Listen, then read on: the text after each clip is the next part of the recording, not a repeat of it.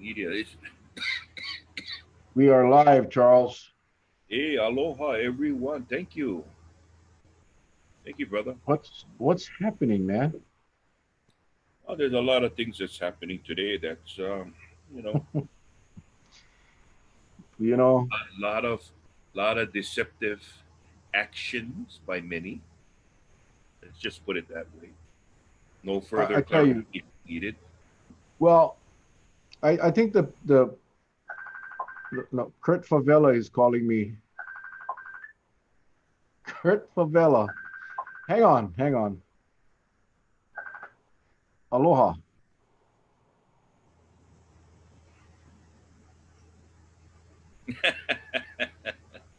Yeah, let Send me text. Yeah, let me. We said just starting our Zoom, but I'm gonna text. I'm gonna message you my cell number. Just give me a buzz yes. whenever you guys can, bro. Whenever you guys can. Whenever we get. Yes, please, because we need to have a discussion. Roger.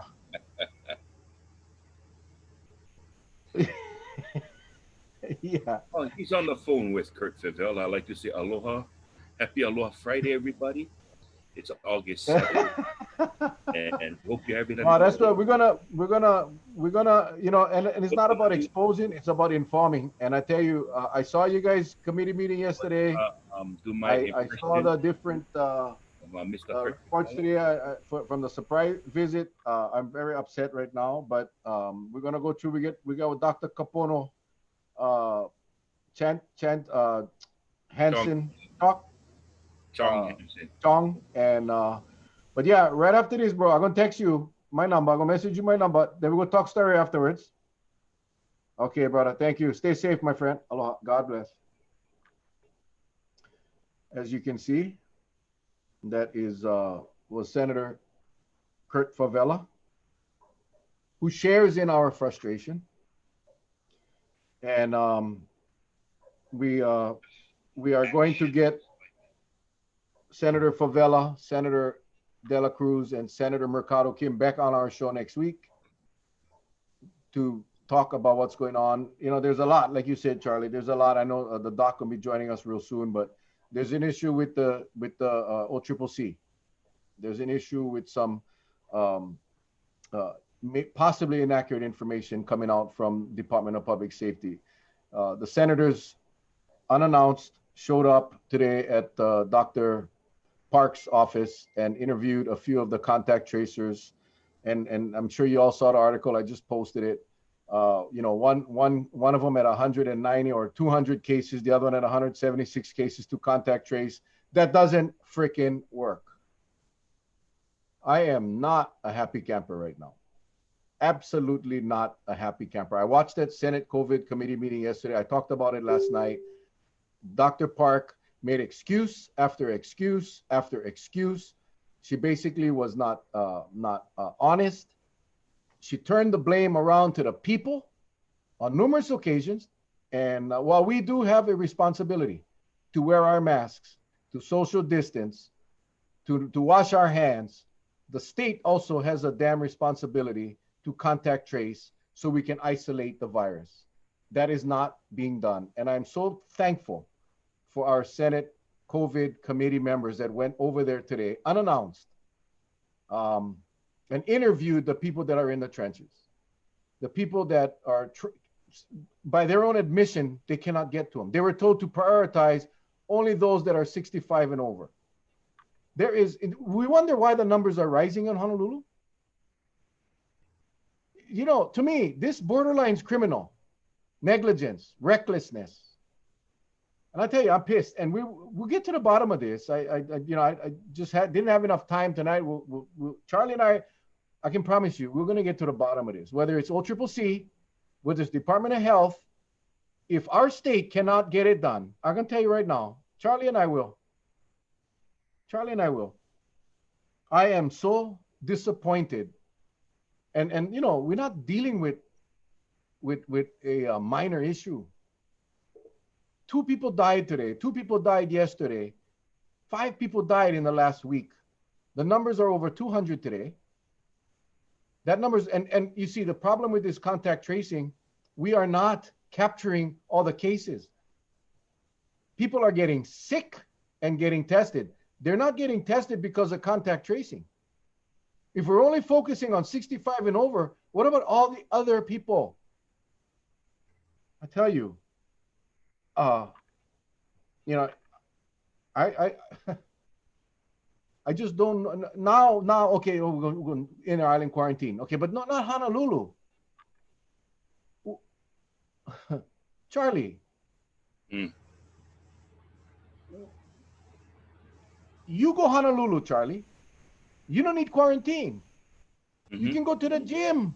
You can go to restaurants. You can go anywhere you want. Yeah, they closed the beaches. Yeah, they closed. But you can go around Honolulu. You can go to Ala Moana Shopping Center. You can go to Pearl Ridge, and then you're gonna come home. And yes, you have to quarantine at home. But when you quarantine at home, you're gonna be exposing people. That's not isolation. Yep. That is the most dumbest thing I have ever heard. The virus is in Honolulu, and you're not going to quarantine the people going to Honolulu. You're going to quarantine the guy going from Kauai to Maui or Big Island to Maui with no more virus, or very little virus. But when you go Honolulu, no more quarantine. How stupid. Brian Ingalls from the Big Island, right, Charlie? He's from the Big Island. Yep. Big Island. He calls the Department of Health today. He's a nurse. He's got a degree in psychology. He's an investigator. He has all the tools. He calls to volunteer for contact tracing. They tell him no need. We get enough. What is this state trying to do? In the mainland, he was an investigator in one of the big prisons in the mainland, and he conducted tracing inside the prisons. And he's very, very well qualified. And they basically told him, sorry. You know, I don't know. Yep. I don't know. There's one thing as an investigator, Charlie, and I know you know this. Mm-hmm. When we come across a case, when we come across a crime that has occurred, you take everything into consideration, right? You take the things that support your theory, you take the things that don't support your theory. You develop your investigation based on facts and evidence. And then that drives you in the direction that you need to go. These guys are, to turn down someone that has the credentials, that is willing and able and trained, to turn them down when you got guys in there and gals in there that admittedly cannot handle the workload that they have. In other words, they are not reaching out to people that have come in contact with positive patients. To me, that's criminal. To me, that's negligence. At the committee meeting, Dr. Park said, no, we have 450 people ready to go. Bullshit. If you had 450 people ready to go, you would have 450 people in the convention center contact tracing and out on the street. So I'm over it. And now I go into investigation mode, Charlie. Now we go into investigation mode. Now we go into where we're going to expose the negligence and the recklessness. We will. I give you my word. Because I'm not going, people dying, and I'm not going to sit back and let this be done. This is how it should be. This is how it should be done.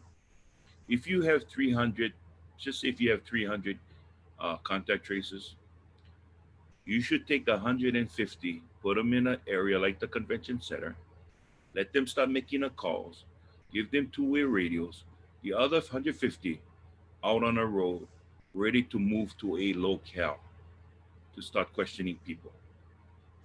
That's how you can really chop down that big monkey pod tree real fast. And you can do it very, very efficiently on top of that. But I don't think because the DOH goes by, I always said this, the CDC puts out guidelines, right? Those are just minimal guidelines. There's nothing to prevent you from exceeding those guidelines. I would think if you're very serious about protecting your community, You would go over and beyond. That's what I would think. I would not try to scapegoat or escape out of the situation by going with the minimal that that doesn't work. And so, like anything else, even like when someone hires you, you have to have these minimums, right? To be considered for a job. But at the same token, when it comes down to who gets picked, they're going to look at what other qualifications you have that's going to exceed those minimums because they want to make sure that they get the best person possible. So it's unfortunate, Mel. It's unfortunate. I wish I could get upset, but I know when I get upset, I'm gonna go off the camera because I'm gonna punch the camera lens over here, and then Mrs. Iona gonna come out of the room, give me scolding, and to all my friends out there, you'll never see me again because she won't let me go back on. She won't let me go back on Zoom.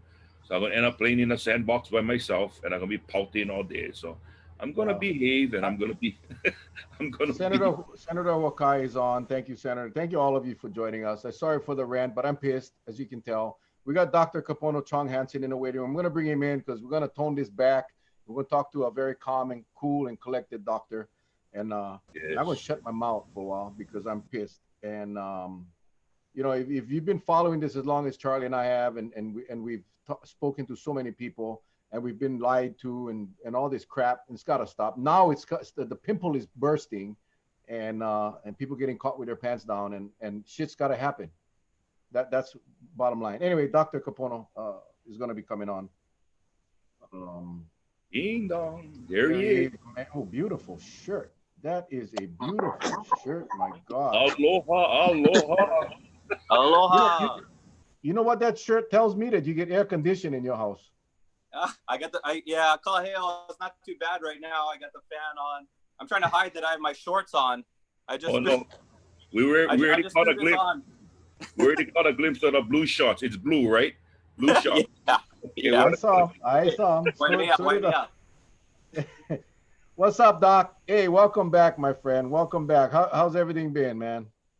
Uh I gotta admit, I'm just gonna tell you this is Aloha Friday, but um uh I'm feeling a little rejuvenated after talking to you guys, but I'm tired. I mean, I think like a lot of doctors right now, it's just becoming a drain. But keeping our heads up every day, just try to do the best we can and keep on working on this pandemic and see what we can do to protect people. But yeah, it's starting to wear on me, but keep doing what we do, just like you every day. Yeah, trying to get good information out and influence however you can. Well, Doc, Okay, let me just say, and then I'm turning this over to Charlie because I'm still in a very bad mood, but I'm not going to let that interrupt our discussion because I just want to say from me and from my family, from all the people, from everybody, thank you for what you yeah, do. We thank you. appreciate all of you guys on the front line, man. I mean, I can only imagine my frustration just from the outside looking in.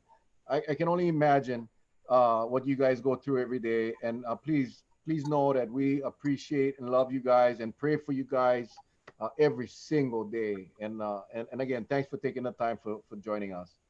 Well, no, I appreciate that. I mean, and it's not I don't mean to it's not that I'm complaining, but it starts to wear on you, and that's just how we feel. But it's a labor of love too. It's not like it's I think kind of like both of you can understand, it feels like a kuleana that you just can't let go of. Even if you'd like to, in the middle of the night when I wake up, those are the thoughts that I have, and it's hard to let it go. So I've got to deal with it. But I appreciate those thoughts, and thanks for the appreciation. Okay, well let us. I'm gonna try to start this off, Capono. Real, more or less compartmentalizing sections as we go through the night to kind of bring the viewers into understanding what's really going on, because there's so many moving parts since the last time you were on until now. And I know you've been involved with Kauai, the doctors, the COVID 19 discussions, if you want to call it that, with Dr. Evslin and the like, about the way the testing goes. But I wanted to first cover, maybe spend a very, very short time on one on one aspect of the overall challenges that we're faced with, and that is just the misinformation that's out there. I see topics like, Google University, blah blah blah blah blah, and Right. night after night we bring on experts such as yourself, because you're a frontline worker. You see it, and yet there are still those who believe that uh, this is a conspiracy, whatever, that hospitals are not at capacity. Yeah. Even we read about it and we hear from the doctors. What's your take on this? I don't want to call it a phenomenon, only because it's gonna give them credit, and I don't want to use the word, but it's basically it's like a phenomenon that you got all this negativity floating out there. No, I'm. It's a great place to start. And I want to, preface this by saying I'm an expert in nothing. I'm a family practice doctor. We're kind of the jack of all trades, master of none. But we're trained to be to learn broadly about medicine, so that we can practice in a rural area and deliver the best care we can without a lot of other people around to help us. So that's kind of the perspective that I bring into this. And then, since the last time, you might have seen my post, Uncle Charlie, but I've been pushing more with Ahahui o Nakauka and some of the Native Hawaiian organizations that I work with. I know you guys had me as Waimea Community Health Center, I think, as the was what my title was. The official name is Hoola Lahui Hawaii Kauai Community Health Center, and we're partnered. So we're a federal community health center. I mentioned this the last time, but it's a standardized federal program, sort of a safety net. I think I mentioned 13% of Americans get their care from community health centers, but we're also part of the Native Hawaiian healthcare system, and that's where the Hoola Lahui Hawaii comes from, which is the Kauai branch underneath the umbrella organization called Papaololokahi. And Papaololokahi, you might have seen the letter that Ahahui o Nakauka put out, and I kind of was pushing the leadership there to try to put out a statement about how to, our viewpoints on this pandemic. And I know that Papaololokahi is looking at it too to make their own statement, and OHA as well. And that's why you and I talked about connecting with Mehana about, sharing stories. Yeah, and we did. Good. And I'm hearing more and more from colleagues on Oahu about how much they think it's important for Native Hawaiian physicians to get good information out and combat these conspiracy theory type misinformation things in the community.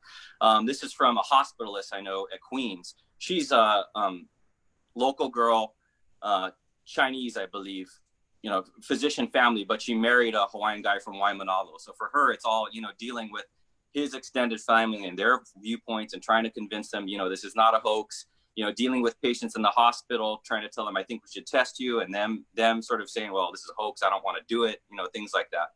So I think it's a great time to talk about what is going on with this misinformation. It's, like I said, it's tiring, it's frustrating. And I think it's unnecessary that we're wasting our time focusing on things like hydroxychloroquine and whether or not it is valuable. I mean, there's a lot of medical data out there for it. It's not that it's useless. It may have value. It's not like doctors are all being told, don't ever use hydroxychloroquine. From the start, we were looking at whether it would be valuable. Even when we were making strategic plans for Kauai, this gives me an opportunity. One thing I wanted to make up for from last visit is I never gave a shout out to Heidi Hillsland, who is the infectious disease specialist at Wilcox. And she has been fantastic. She offers opinion and, her expertise basically for free to most of the organizations on Kauai, and also to Wilcox, and her leadership has been very helpful. But for example, when we were talking about how are we going to do outreach to the unsheltered community, what kind of supplies do we need? She was interested in can we do EKGs out there to determine, can we do EKGs in people's homes to determine their QT interval, which is a part of the EKG, the tracing that you see when your heart is beating, because that's the primary risk of hydroxychloroquine. When they talk about heart arrhythmias, is that it prolongs the QT interval too long to the point where someone could die. So if someone has a prolonged QT interval and you're thinking about using hydroxychloroquine, then that's really risky you probably shouldn't do it, because the risks outweigh the benefits. So from the start, doctors were open to it. It's just that trials have happened, and most of them say that it's either not beneficial or the risks outweigh the benefits. And people just kind of need to get over it. I mean, we're wasting our energy on hydroxychloroquine, and really in medicine, the focus has moved on mostly to looking at corticosteroids like dexamethasone. For the people out there in the community, prednisone is probably the most common corticosteroid, but these are immunosuppressant medications. And then remdesivir, which is an antiviral medication. And physiologically, that medicine makes a lot more sense that it might help with coronavirus. So when we are having our weekly meetings and we're talking about supplies for critically ill patients, the focus right now is a lot more on remdesivir, not on hydroxychloroquine. And I just feel like it's a waste of energy. I think we need to get past that part. So that's what I see the most of as far as conspiracy theories, but I know there's all kinds of them out there.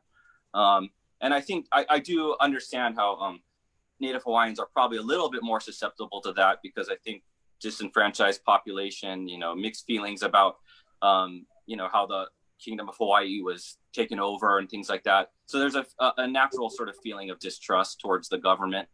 And I get that, but most of these feelings, I'm starting to lose sympathy for it. I kind of, I like that you guys had, sorry, what was it? Dr. Akhtar, is that how you say his last name? Yeah, and after some of my nurses watched that, and they were kind of like, hey, you should stop being so nice to people. You should be like him. Just say it how it is. Like, don't acknowledge, these feelings, and just shut it down. But I do still think it's important to try to have dialogue with people about this and try to help move people along slowly, even if they're skeptical right now about those kind of things. But I do think that the hydroxychloroquine conversation is a waste of time at this point. Masks, I think, are probably the more important thing to be talking about, and that's a whole new, different conversation. But when you're talking about, being tired, I mean, that's the kind of things that I'm kind of tired of, having appointments with patients during this pandemic to talk about their face mask exemption that they want. And they really don't have a good reason for a face mask exemption. We have people that are still sick. People are still getting sick that we need to take care of. And, my own fault that I got myself into working with the COVID-19 discussion group. I care about this issue, but, the free time that I have, I'm trying to work on that part about, getting better data to our politicians and, putting pressure in appropriate ways on politicians to make better policy decisions based on what we know. And so I would like it to go away. When it comes to masks, I really think we all need to look at it like one of the biggest benefits of Hawaii is how Laulima, it's a kako thing, the local culture, that we're able to do things together. And my belief is that we can do it much better than most of the rest of the United States.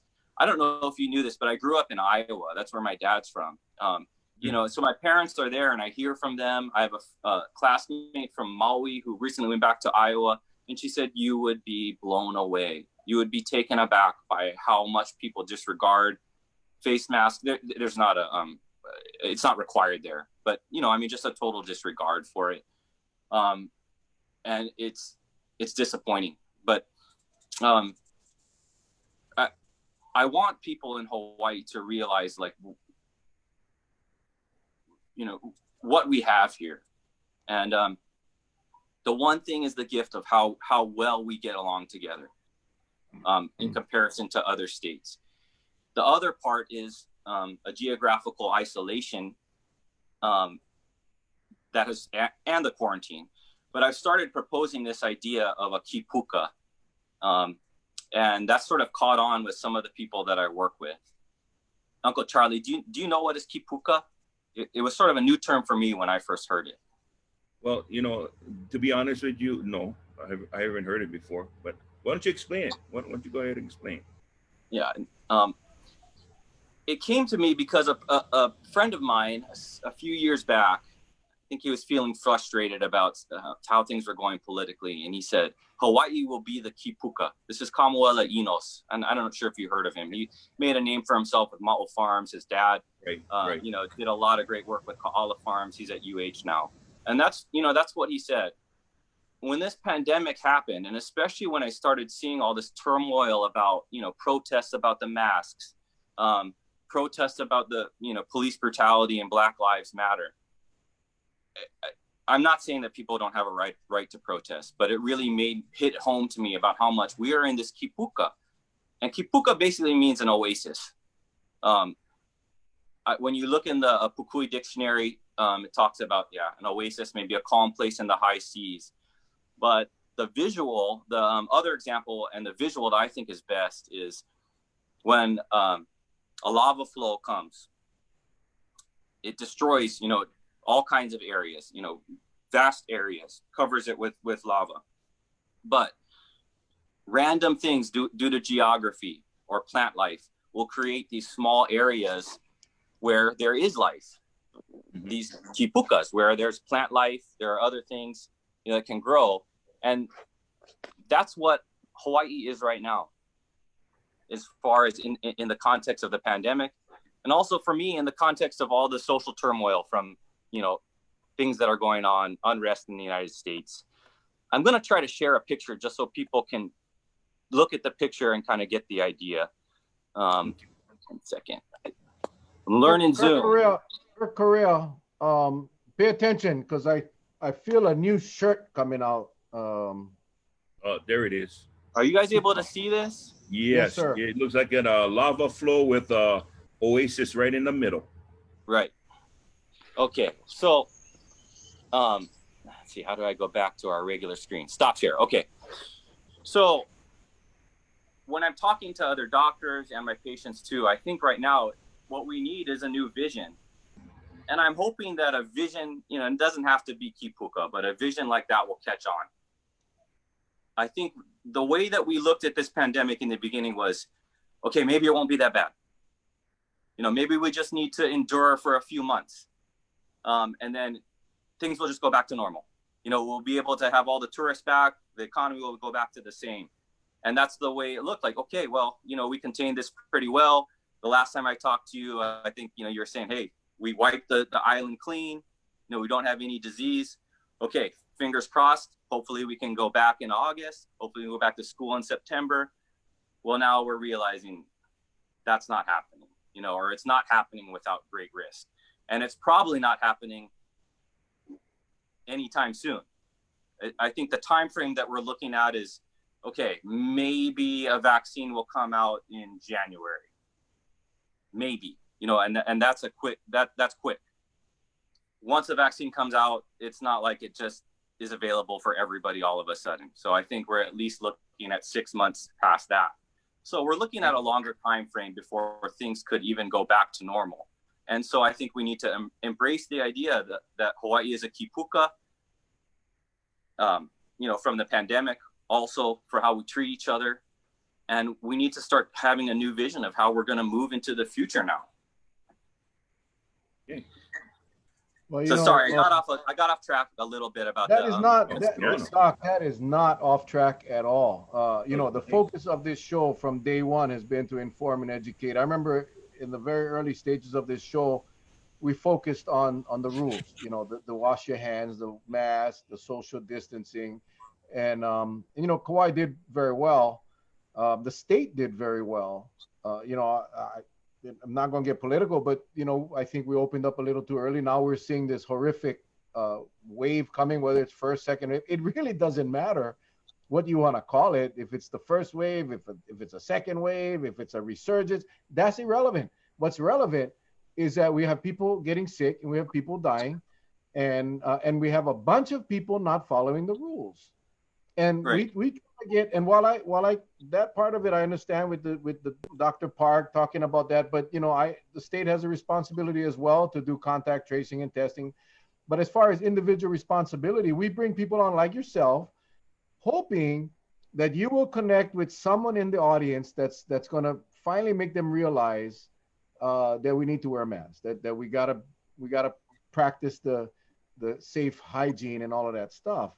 So no, you're not off track at all. And I agree with you. I think Hawaii is different, and Hawaii has an opportunity.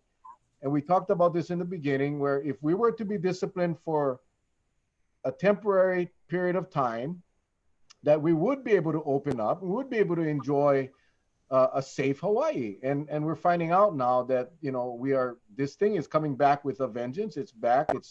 I heard Dr. Josh Green, Lieutenant Governor Green today said, don't be surprised if we don't have another 20 deaths by the end of the month. That's scary stuff. And so no, it's not off track. And we try to connect different speakers with different people. And hopefully the message gets heard. So not off track at all, my friend. Thank you.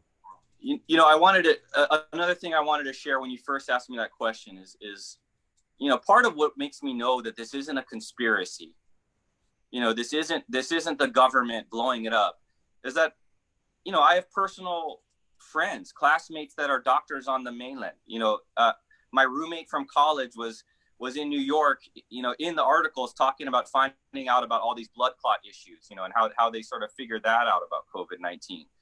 Classmates, you know, I went to USC Med School where Dr. O'Carroll went. Yeah. So in LA, you know, they've gone out to wherever they are. But a lot of them are in California. And when I posted about the August 1st reopening and that it's not looking good. I don't think we should do it. And one classmate sent me a message and said, I hope you are spared. I was like, I mean, that's a heavy way to say it. I hope you are spared. You know, meaning this is so bad. I just wish that you don't have to see it, you know, and that's where I'm going to say that I'm not on the front lines. Maybe on Oahu, they really are on the front lines in the way that my colleagues, you know, my friends that I went through training with, or Dr. Akhtar, those are front lines. I mean, to be completely honest, I don't want to be on the front lines in that sense. You know, not that I'm scared of it. I just don't want to. I don't want to have that, you know, those feelings, have to be rationing care and accepting that people are dying alone. It just looks horrible. It sounds horrible. And these are people that I know, you know, sharing that information. It's not, you know, some so-called expert making a video. You know, these are people that I went to class with. I know what they're like, you know, and I don't think they would say those things willy-nilly. You know, they wouldn't make those kind of statements if that's not what they really felt. Right. Well, let me ask you this. Now we get to the now. And I know that you had a chance the last time we communicated via text that you may have gone down to Oahu on a meeting with the governor. Oh, a Zoom meeting. I didn't go. We didn't go to Oahu. It was on Tuesday. Yeah. Okay. Because everybody is asking, and again, you know, I'm still trying to wrap my head around some of the rationale that's being used, and maybe it's a foregone conclusion. Don't try, because you're gonna fizzle out, because every day something comes up, like Mel and I was talking about the 14-day quarantine, the inter-island travel, and I don't know the rationale behind stating Maui, Kauai, and a Big Island, but there's nothing about Oahu. So I don't know what the rationale is behind that, but there has to be something tucked away in a secret compartment somewhere that I don't know about. But with regards to what you had in the meeting, and I don't know what you can discuss, but we're talking about getting testing coming in, because everything seems to be hinged upon. We're not in the import-export business like some places that thrive on that, right? We're basically military and tourism. There's no getting around it. How do we open this state up? How do we recover? I mean, from your point, having that meeting, you know, what does the rationale seem like? Because testing is going to be a big part of it, right? It's going to have to be a big part of it, because we don't want people coming in from hotspots and just adding more on to what we cannot already handle. I mean, it's pretty obvious we can't handle it. So we got to try to make the best of it and try to squish it down as much as we can. So Right. what happened during that Zoom? Can you share with us? I can share, I'm happy to share what I know. I'm not a politician, so I hope I don't cross any boundaries. There are no boundaries here, Doc. There are no boundaries, buddy. Well, I'm learning a lot. I'll say I'm learning a lot from working with this group about how politics works, advocacy, how you try to get things done. So I'm learning a lot, but I'm a novice from that standpoint. In the meeting, we shared a lot. What I learned about Governor Ige that I didn't appreciate before is he's not careless, but he's quiet. And I think he said that he listens. You can kind of read his face. Too bad he had a face mask on, but you can kind of read his face somewhat about the things that made an impression on him. And I think we did make an impression, but I think other people, it's more like the message. It keeps on coming from all these angles. And I think slowly they give in. I think, so, you see what happened from Tuesday until now. At least there are measures that are being taken. I think your first question was why do this to the outer islands and what about Oahu? For me, if you're thinking about the Kipuka concept, I would hope that the whole Pai'aina, all the archipelago, all of the islands could be considered a Kipuka together. But right now, it's more like all the neighbor islands are their own Kipuka, and Oahu right now is a problem. And Oahu needs to get this problem under control.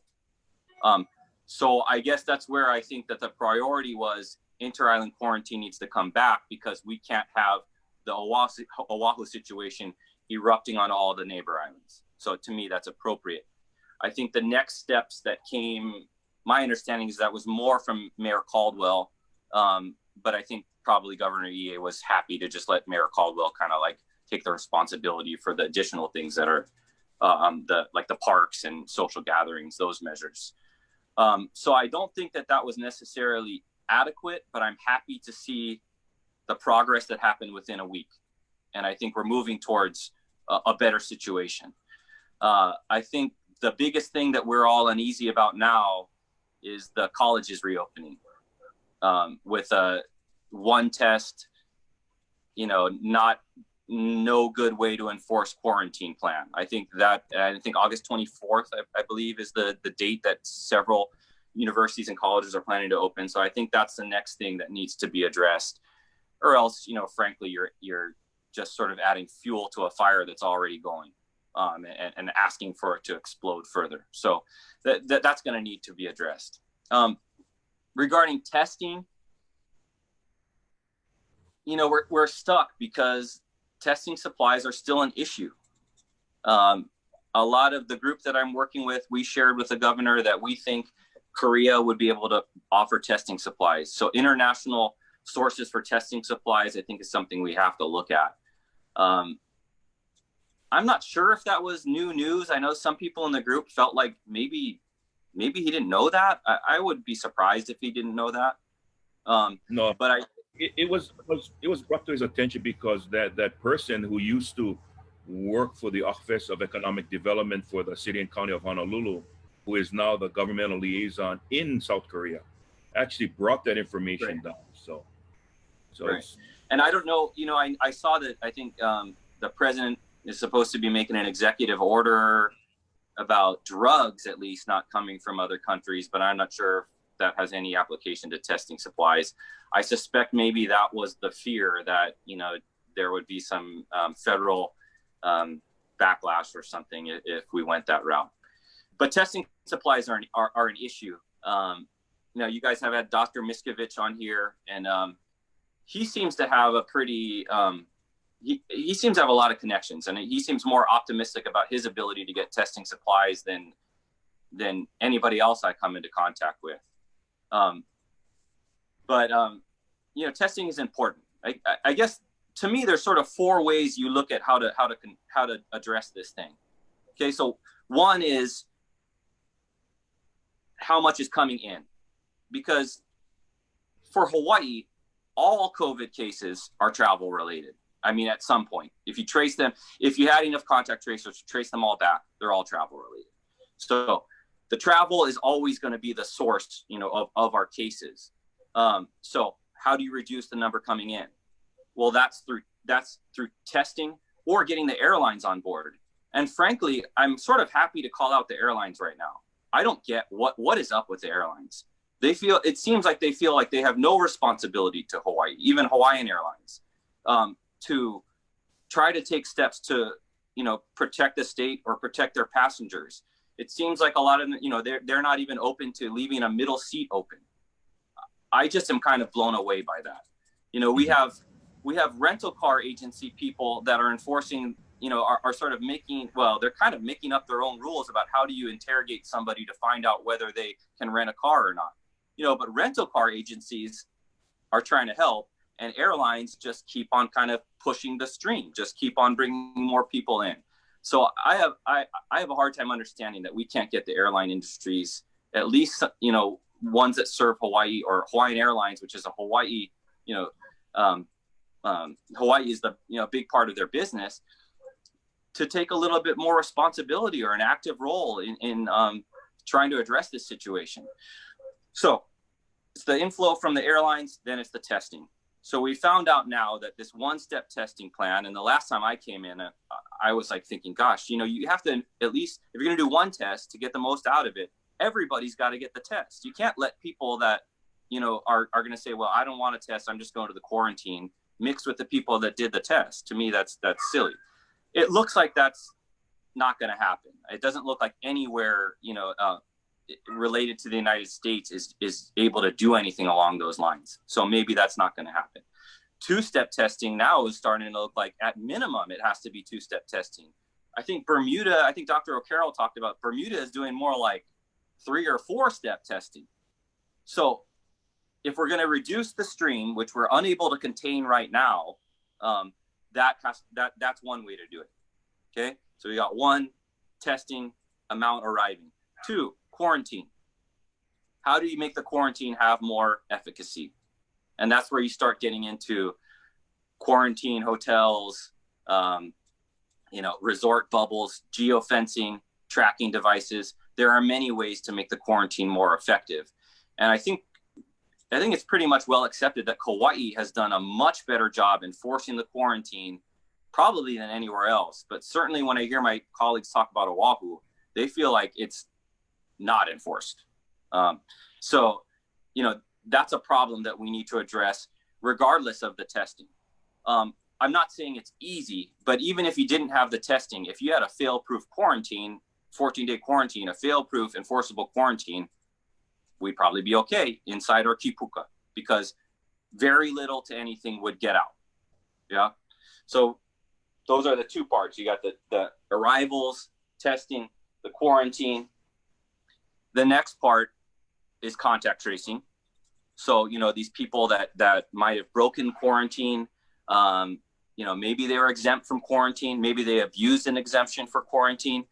Maybe they felt like they could quarantine at home, but come on, that's pretty difficult, and not to expose your family members.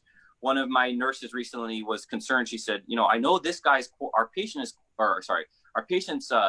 spouse is quarantined because of travel, but our patient wants to come in. And so she ended up looking at, is that legal? Well, yeah, because we're going to take someone's word for it that they're going to quarantine within their home.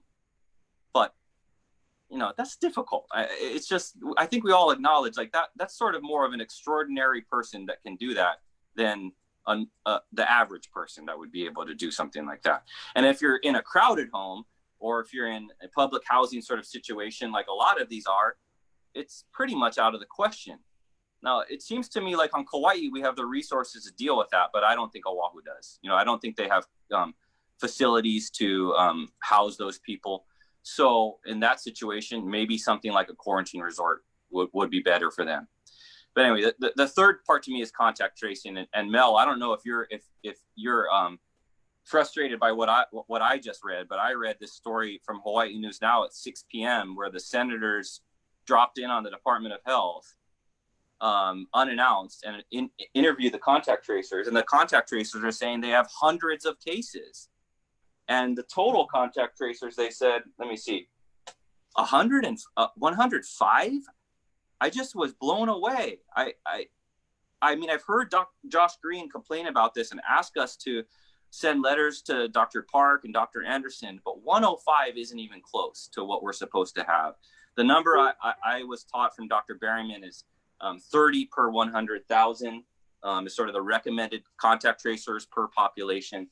So that's more like 350 or something like that for the state.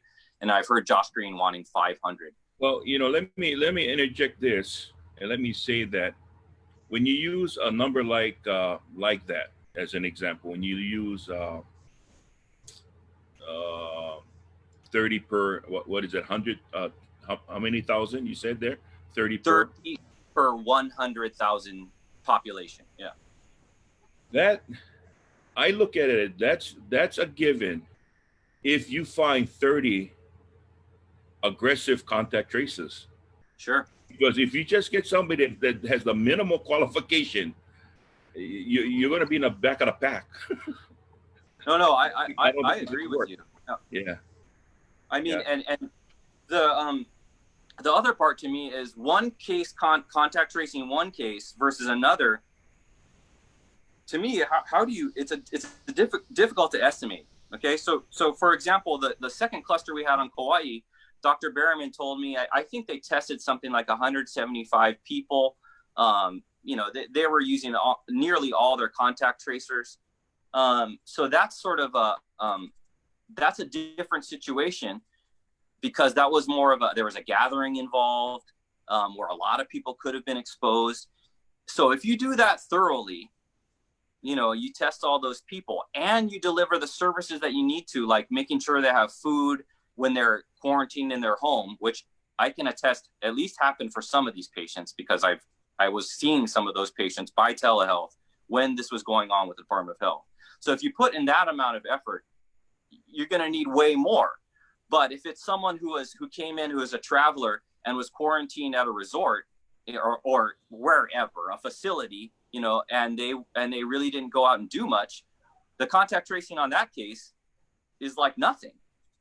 So I think it's difficult to say how many numbers you really need depending on the situation, and it plays into how effective your quarantine is.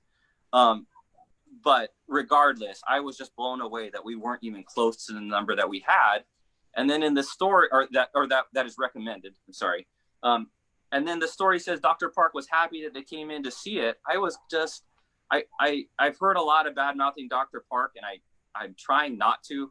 But when I saw that too, I was blown away, because the Hawaii Primary Care Association, we're a network of all federally qualified health centers. We're meant to be here as the safety net. We can take care of people without insurance, like Micronesians, but Compacted Free Association migrants who are cut off from their insurance. We're the best equipped to deal with those people. My colleague, Dr. Duralf, who works at Kokua Kalihi Valley, that's another FQHC, he was diagnosing, I think, 20-something cases per day, of cases, and he wants to help. Same with us. I don't think on Kauai that the Department of Health needs the help yet, but we want to help. We have social workers, we have nurses. I'm not saying we're all going to be great contact tracers, but I think we're a notch above, most people as far as our abilities to do that. And what we have on our side is that we might, for a lot of those patients, we might have a pre-existing relationship with them. So when it comes to trust, which I know you guys kind of, when you talk to Dr. Berryman, that's a big thing. Can you gain their trust? I heard radio, sorry. So another aspect was I heard radio ads on Kauai saying, oh, there's scams coming out. People saying that they're contact tracers. So if you think it's a scam, hang up. I'm like, hang up? What if it's really the contact tracer? Like, shouldn't we be giving them a number to call to find out if you really need to be part of contact tracing? So anyway, I think not necessarily for Kauai, but on Oahu, if the Department of Health is overwhelmed, mobilize primary care offices or at least community health centers that are willing to help you. And from that standpoint, I really think it should become standard practice that if a patient has a primary care physician and they're tested positive, to at least notify the primary care physician about it, because we can help. At least we can help with that. And not to be greedy, but we can bill for it. I mean, it's helpful for some of these places too, because during the pandemic for healthcare, there's also the aspect of not having business, and maybe you have to lay off workers and everything. I'm not going to say that's important. I almost wish I didn't say it, but we can make that happen. And we have an incentive to make that happen. So when I saw that, I just was like, oh my gosh, just admit it then and ask for help. Why aren't you asking for help? Right. And I think that's the frustration from the Senate committee. That's the frustration from the public, because I've been following this for months. I've watched them come up and tell the Senate committee that they got it under control. You've seen numerous news articles that they have 450 contact tracers ready to go. Just nonsense. And I pulled up the article because the article says one of the investigators the senator spoke to was responsible for tracking nearly 200 cases. Now, that's not 200 people. That's 200 cases. Charlie, Yeah. imagine, and I know you've had these, when you had investigated a case. You take 200 times a minimum of 5. If that could be probably more. Let's just say 2.8 or 3, which is the average infection rate. 600 people, Charlie, you going to contact 600 people? The other one had 170 some odd cases, and they said, we were told to just focus on the 65 and over. This virus doesn't discriminate by age. And so yes, Doc, that is why I'm frustrated. But there's a couple other things, exemptions, travel, quarantine exemptions. They give those things away, just construction workers and all these supposed essential workers. We find out just the other day, we found out about this a couple of months ago, that the Big Island case, the carrier was a traveling doctor. Yeah. That came to the Big Island. And yeah. I mean, and they finally said that yesterday on the news. I was like, hello, that's 2 months old, guys.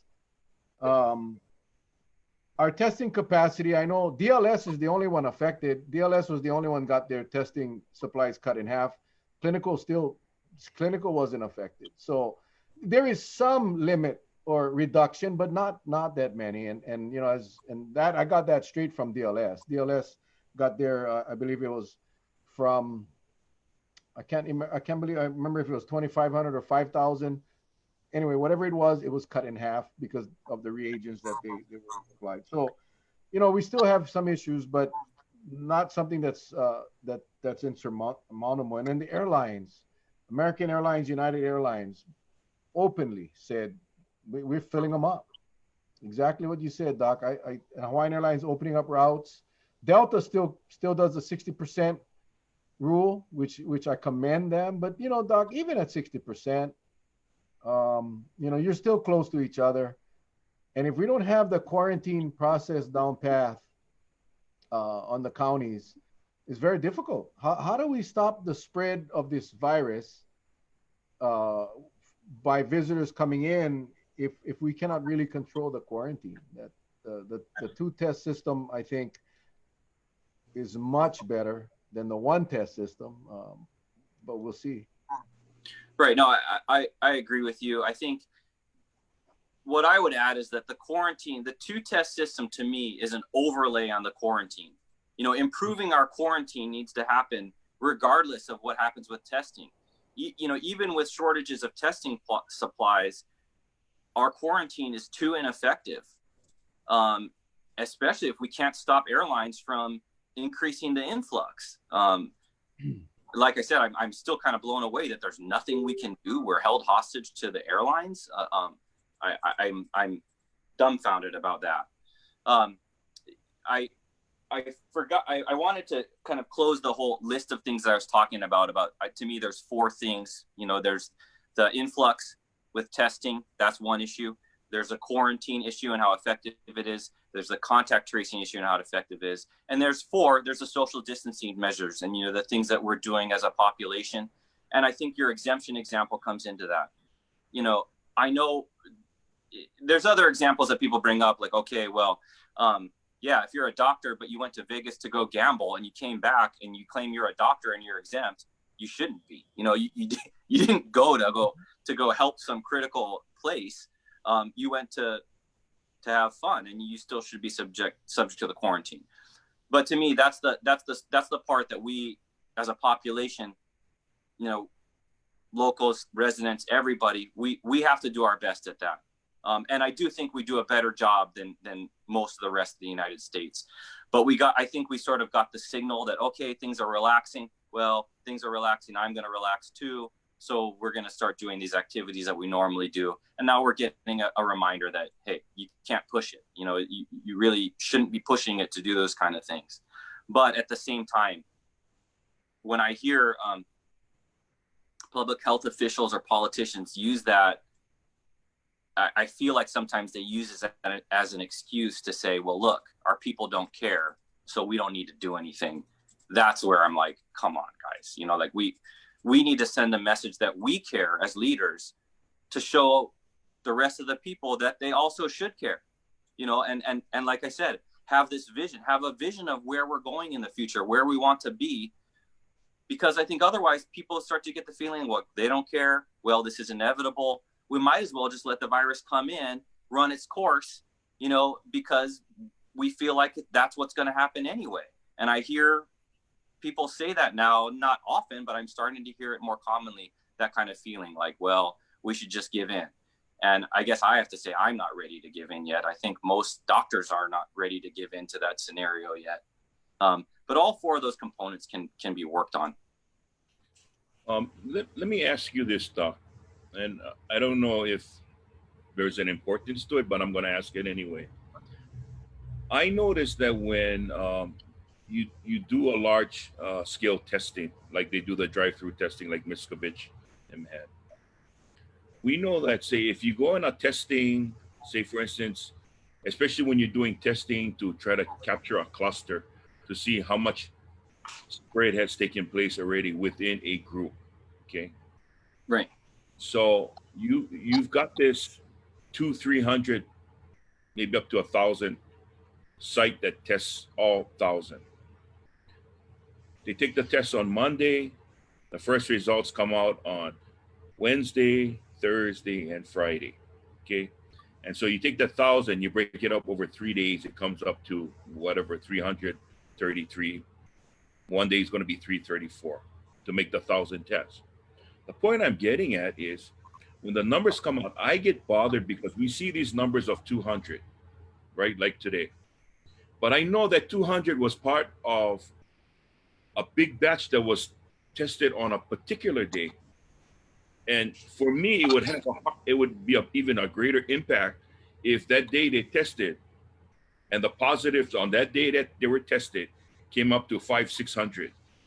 Because when you start taking the numbers and when you start breaking them down in smaller batches, I think it lends to some people saying, it's not that bad yet.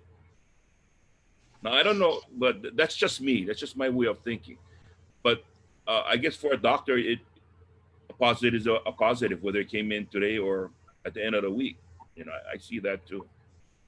Well, most of the turnaround times, even for Kauai, are the next day, at least right now, and that's through clinical labs, where most of my testing is being done. So I would say that.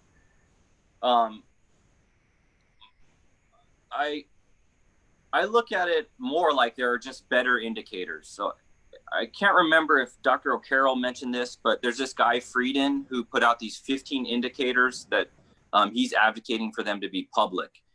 He was a director of the CDC. So that's one of the things that this group has been working on. And I believe Dr. Berriman has actually been working with the Department of Health on Oahu about this to get better indicators on the websites, like the dashboard that you can see. So one example would be broken down by ethnicity by week. Okay, so what we saw by week, if we had that data publicly, you would see that Pacific Islanders, which groups groups in a lot of the Marshallese and Micronesians, you could see the rise. At least right now, where I know to find it publicly, it breaks it down by ethnicity, but it doesn't break it down by time on those weeks. But other indicators he talks about is test turnaround time, which is extremely important. Another one is time to isolation. So how much time between the time a test was positive and the contact tracers or wherever doing this thing gets the person in isolation. There's 15 indicators that are recommended by him. Some of them I feel are more important than others, but I just saw recently that the Department of Health at least is acknowledging that they're going to try to meet these indicators and make them more public. So on a positive note, it looks like that part is getting through. But there are some indicators that would be more valuable for the state to use to determine whether the steps that they take are reasonable or whether they're having an effect. And so I believe now they're at least trying to work on those and get those better indicators out. Now, I think there's the next debate as well. Are those indicators good for the public to know or not? That's a harder thing for me to fully wrap my mind around. What should be within the circle of doctors and Department of Health versus what should be made public. Just because I think there's that aspect of you don't want people to start panicking, and you don't want people to start feeling like they need to be overly vigilante and start trying to do these things on their own and maybe make it worse, or maybe even threaten or try to threaten somebody that unnecessarily or something like that. I think, but in hindsight, as we're looking at it now, Honolulu is, I don't want to say they're out of control, but because the numbers are just so yikes, I've tried to listen from all different, individuals, and again, like you said, you mentioned Dr. Akhtar. Before he came on, I suggested to him, please go on the Department of Health website and get some numbers that we're faced with. And his comment to me offline before we went online was that he said, Charlie, when it was made known to us in Arizona, the health professionals in Arizona, that these numbers, because they were showing a rise, but they was also showing the positive rates, the positive rates of testing. Right. He said, Hawaii is almost there. He says, I'm going to tell you right now, we got nailed. You guys got to do something. And the way he said it, even though it was cool, calm, and collected, it sent chills up my spine. Ooh, and he wasn't joking about it either. Well, I wanted to show. I should have pulled it up on my phone, but I got my laptop. I'm not sure if you guys can see this graph. I think the quality is not good enough. Oh yeah, right there. Hang on, real quick. Hang on, right? Where is my? Do you see? This is called the R naught. Okay. Do you see that at the end here? That's Hawaii. Sorry. So the R naught is this. Doc, can you put it back up again? Doc, can you put it back up again? Because I got to mute out Charlie because the noise went to his screen. Okay, go ahead. Sorry, I'm hoping you can see that. I'm trying to get a good angle for you, but this might be futile. Well, let me just explain. The R naught is how many people are estimated to be infected from each case. So R naught is, I think, the way I understand it, R naught is 1. So if I have coronavirus, I infect one person, it's 1. Hawaii is at 1.4, which is on the picture. It's the highest in the nation right now. And the closest is San Diego, not San Diego, South Dakota, I believe, SD, and they're down less than 1.2. The rest of the nation is somewhere between 0.8 and 1.2, and Hawaii's at 1.4. So we are at a critical junction. And I think that of the statistics that should make us, should hammer home how important it is to do something now. That's the one. That's the biggest one that I've seen recently. Well, the positive percentage of tests given. So, and not it's the for that day, the tests that were given that provided those results. So it's not the last week of testing and the last week of numbers. No, the number of tests that were given that provided that number of positives, our numbers went up over 7%, which is insane. And it's not of the population, but of the tests. And you if you compare it to the population, it may be a very low percentage, but the real number is out of what we're testing, and and that's kind of alarming as well. But right, the percent positivity is going up too. Yeah, so I mean, of course, there's going to be more testing because people are concerned, and you can say, well, more testing, more positives, but it's also the rate of positives increased a lot. So I mean, that's clear. Yeah. Yeah. And in fact, our testing against the population is very low compared to the other states. I wouldn't be surprised. Yeah. Well, it is. I mean, we were second to the last probably 3 weeks ago. I'm not sure what it is now, but our testing has not gone up, and we were very low, and that's also concerning. But what I'm hearing now is a lot of people are actually getting sick. They're getting tested because they're getting symptoms. And that's what I'm hearing, and which is kind of scary. You get people now showing up and not feeling well, go doctor, and it's kind of crazy. I just want to say, it's not necessarily bad that we were doing low testing 3 weeks ago. We would have said that's reasonable because we did way better than the rest of the United States until 3 weeks ago. But now, yeah, if you look at it now with what we're facing, that should not be the case. I sure hope not.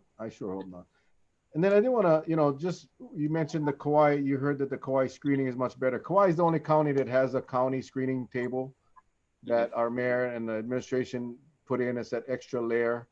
And I can tell you, I worked last night at the airport, and they sent 3 people back to the mainland on that same flight that they just got off of because they didn't have they had illegal accommodations or Airbnbs or bed and breakfasts that they claimed they were not told that were illegal. So, so Kauai is doing a lot better than the rest of the counties simply because of that extra layer that Derek and his team put in on Kauai. So that's a good thing. That's a good thing, and it's keeping Kauai relatively safe. Our viral load relatively low, which is good. So hopefully, as we welcome more visitors and more travelers, I should say, because we get inter-island visitors or travelers as well. Mm-hmm. We got to get a handle on that because, I was just thinking if, let's say Kauai was to get a cluster that had, infected 40 or 50 or 60 people. We don't have the resources here, Doc. And you know this, right? The medical resources, the ICU beds, the ventilators. It could be devastating for Kauai if we should end up with a massive cluster like that. Right. I think the big work right now, the next challenge is whether we can make some kind of quarantine resort model work. And I think first it's not actually to welcome more travelers. It's just to deal with what's happening right now in a more effective way. So I think that's the big challenge as far as the group that we're working with is, how can we help Mayor Kawakami try to come up with an effective resort? And what I have been feeling good about is it does seem like on Kauai we're working better with each other and with other industries. So the group that came on that with Joanne Yukimura and with Lee Evslin and Dr. Schwartzman and Dr. Alderetti. It's not just doctors, there's leaders from hotel industry too and other areas. And there have been some resorts here who have been willing to step up. And I think it's awesome. We can't run away from the situation. We can't have industries, complain that the economy is broken and then not try to help be a solution. So it's time for us all to pull together and come up with a solution together. And I think that's probably the next step, but it's not easy. There are tons of challenges with it. But the good thing is we can look at a lot of different countries and a lot of different islands to look at what they've done and where they had challenges for how to do it. So we have some models to look at to come up with how we're going to try to solve this problem. Are you? I'm reading some of the comments, and some people are still saying that there's some difficulty in getting doctors to approve testing. I mean, I've heard both. I've heard people tell me that now they're more they give tests more freely, but I'm just reading a couple of the comments that are saying that they've had issues. If you don't have enough of the symptoms, you're still not getting a test. Can you shed some light on that? Has anything changed in the testing requirements or the criteria? I think I shared last time, as far as I know, we kind of came out with Kauai specific testing criteria back in April, and they've stayed fairly similar. Although these are recommendations, and doctors can make their own decisions. It's not like you have to get approval from the Department of Health to do them. To my knowledge, they're the same. I think there probably is some frustration because of the fear of asymptomatic cases. A feeling that we should test asymptomatic people. And I think if we had more testing supplies and we were having more cases, if we did that in a focused way, like if we knew, we think there's an exposure here, maybe we should test those asymptomatic cases. Dr. Miskovich pointed out the whole thing well. Shouldn't we be testing asymptomatic contacts? And at least on Kauai, I believe that's happening. I think Dr. Behrman agreed that that's true. There still seems like there's some resistance at the state level to doing that. But for those kind of people, asymptomatic cases, I think they should be tested. Generally, though, right now, the way I look at it is that broadly cold flu symptoms, any doctor should think about testing. What we're told is those broad symptoms plus a risk factor, so travel, or maybe you live in crowded housing, or maybe you're elderly, or maybe you're immunosuppressed, that's the guidance we should be using to order those tests. So I don't know what the situations are of all of those patients. I will say that I have a pretty low threshold to test. But we also, in our weekly meeting, we monitor our testing supplies. So if we started having more scarce testing supplies, I probably would be more reluctant to do it for some of my patients. But right now, we're still doing all right. There's some talk about doing some tiered priority testing. And honestly, more on the chopping block for us is whether, hospitals right now are testing everybody that comes in. Is that worth our resources, or could we take a different approach? I think Dr. O'Carroll pointed out about pooled testing. So especially for like employers, for example, like a hotel resort, or a resort quarantine situation, I think under that situation, the employees, maybe by department or something like that, pool of testing would be a good idea. You wouldn't waste too many testing supplies. You'd have constant surveillance of your employees. So I think those things are ways to sort of solve that problem. But yeah, we have a pretty low threshold for cold flu symptoms to test people these days, as far as what we're told to do. But it's really every individual doctor's decision as far as whether they want to do that. I will say that testing, I think there's an anxiety out there, and testing is sort of like a marketable thing. If you say more testing and I'm going to order more testing, more people are going to want to see you. So I'm not trying to say, hey, I want to steal your patients, all you other doctors that don't test. But we are the safety net. So if you have no other place to turn, you feel like you're not getting treated appropriately, then Kauai Community Health Center, Hoola Lahui, Hawaii is a place that you can turn to. I'm not going to guarantee that we're going to order your test either, but we're here for everybody. So it's an option for if you want to check it out. Hey, Doc, getting back to testing, I know testing basically for a layperson is to find out something, if something's going on.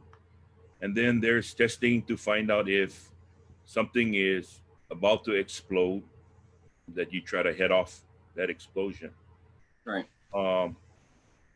It seems quite evident though, and I guess, we only can point to Oahu because they seem to be the hotspot, that, testing is in place, but there's an explosion going on.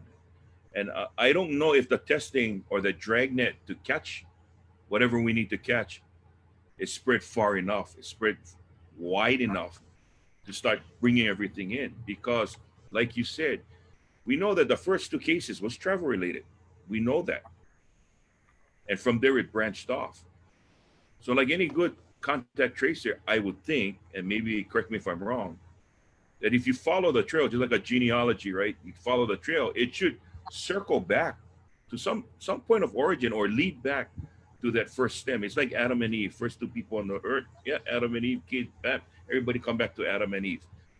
That's the way I was, I was trained and my thought process. So with testing, especially with Honolulu the way it is now, I mean, if it doesn't show that they're, I guess I'm trying to find a way of saying if it doesn't show anything other than infections, how do we stop it? I mean, that's the proverbial question. That's the $1 million question. How do we stop this damn virus? Because it seemed like it's just picking up steam and it just doesn't want to stop, especially for an island state. We're surrounded by water. Right. Shouldn't be that hard unless half of us who are not infected, we run to the hills and just stay up there and don't come out to civilization till this whole damn thing is solved. I'm just Right. trying to find a way. How do we stop this damn thing? Well, I think we go back to those four things that I was talking about. So first of all, what the governor and the mayor are doing, don't provide fuel to the fire. So shut down social, make some more social restrictions so that there isn't as much opportunities for cases to be spread. Okay. The next part is the contact tracing, which we already identified is a problem. But we try to improve that. Quarantine, improve that. So, if you can't contact trace all these people, at least get them isolated. Or, isolation technically is a positive case kept away from other people. Quarantine is technically a possibly, a risk exposure case that may or may not be positive, kept away from people until we know that they're in the clear. So that's the other part to get it under control. And of course, like I said, you can't add more cases either, so that's the other part that needs to shut down. And that's where I think that the college part is the most imperative thing that I just think needs to be addressed. You can't throw in that on top of what they already have and hope that you're going to contain what's already happening. So I guess to me, that's how it goes. The problem with the testing seems like contact tracers and the Department of Health often either aren't willing or aren't able to order the testing. So, for example, there have been times when patients have called doctors and said, "Oh, the Department of Health told me to get tested." And that's fine. But of course, for me, I'm like, wait a minute, come on. We're professionals working together. I want to hear that from the Department of Health. I don't want to hear it from my patient who, might have a limited understanding of what's going on. So I just think that part could be coordinated a lot better. And I don't know, maybe it was that other primary care physicians aren't as willing to participate in this, in this process. So, in the Department of Health's defense, maybe that's what they feel. I hope that's not the case. Because like I said, we all have to step up. And I think doctors realize they need to step up. I think we all realize, we went through training to be ready for a situation like this. And we need to do everything that we can. Yeah, thank you. Hey, Doc, I know we went beyond the hour. I apologize. I did have one more question, if you don't mind, and it's one that has come up on by several viewers. Some locations are handing out a test that require the patient to swab their own nostril. Right. They're asking if that what's the accuracy of those tests? So I think Westside Pharmacy in Hanapepe is the only place on Kauai that I know is offering that. I'm not going to lie and say that I know the number. The general idea is that, you remember I showed that long swab that tickles your brainstem. So that swab is going to be the most sensitive. So if you use that swab, both sides is the most likely you're going to get detect the virus. Now, if someone is self-testing only the front of their nose, the sensitivity is lower. I I don't want to I can't say the number with confidence, but I want to say it's something in the range of like 85 to 90% sensitivity versus like a 95, 99% sensitivity. So not quite as sensitive. The good thing about that test is doesn't need PPE. You know, we don't need the N95 mask to protect ourselves to get the sample. So it's nice that people could test themselves and sort of not expose other people to risk by doing the test. The other bad thing about that test, at least the one from Westside Pharmacy, is that the turnaround time, it goes to the mainland somewhere. So the turnaround time is longer. I think it's supposed to be about 5 days. And like on a place like on Oahu, when you're having an explosion, that's a huge difference. 1 to 2 days turnaround versus 5 days is like, you know, that's just, you know, really, really not, I would say unacceptable. I mean, Frieden would say that that is not an acceptable turnaround time, or as a government, if you're thinking about trying to relax restrictions, that is not the time because you don't have the turnaround time to deal with the situation as well. Which was also the concern of DLS, because DLS told me directly that because of their testing, the testing that they were not able to do here on Hawaii, they would have to send out, and the return time would be 7 to 10 days, which is a long time. Yeah, that's I don't know. It's disappointing. I think we went down from a capacity estimated around 5,000 tests per day to about 3,000 when that happened with DLS. Yeah, 2,500. I guess it was 5,000 to 2,500. Yeah, perfect. All right. Well, Doc, thank you. There's so many more questions, but you know, we respect your time. Appreciate you hanging on for an extra 15 minutes. Charlie, any? Or Doc, how about you, Doc? What's your closing comments for the people that are on here? And I know you've touched on a lot of things, and I really appreciate your message. I really do. But what do you want to say to the people before we get out of here? You know, the two things that I said before, we have the chance to make Hawaii a kipuka, an oasis, and we have to embrace that opportunity and acknowledge that we take care of each other. And Uh-oh.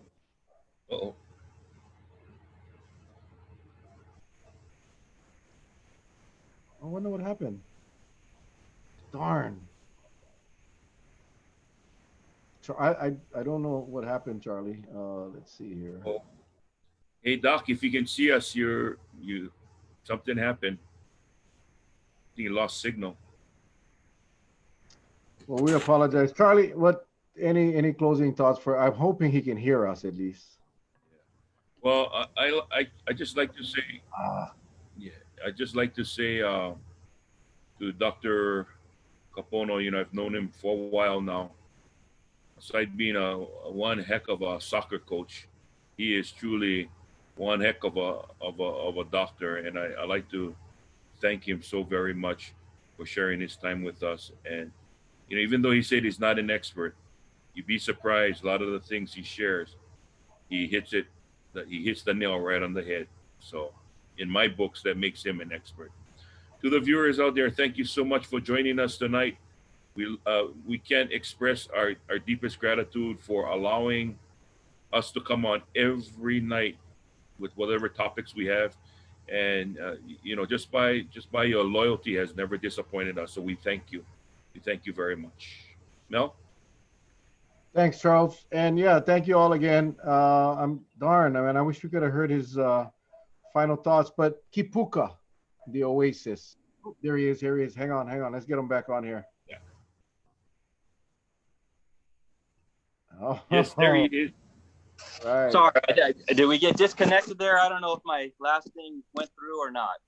You know, we last heard you talk. You said Kipuka, the oasis, and then you froze, but it was a really beautiful freeze. It was just really, really nice. Yeah. Well, should I finish my? Yeah. Kipuka, you ended with. You wanted to restate the fact that we're Kipuka, we're an oasis, Yeah. and then you. To me, that is what we have an opportunity. We should embrace. That's our opportunity to move toward the future. That we are Kipuka, and just, you know, like Dr. O'Carroll with a Hoiwa'a, we get along better with each other than I think a lot of other places. And we cannot forget that. That's what we need to do to get through this, you know, so we can create a kipuka, or maintain a kipuka, I should say. It's the, you know, it can help with tourism in the future too, but that to me is the vision for the future. And we have an opportunity to embrace it. We have the skills as a culture to get through it together. That's how we're going to do it.